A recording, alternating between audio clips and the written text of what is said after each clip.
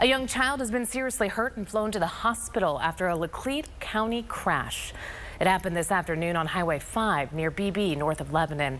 The Missouri Highway Patrol says a GMC SUV turned onto 5 right into the path of a Hyundai SUV. After hitting the SUV, the Hyundai kept going and hit a Toyota Prius heading the opposite direction. The driver and a 10-year-old child in the Hyundai have serious injuries. The drivers of the other 2 vehicles have moderate injuries.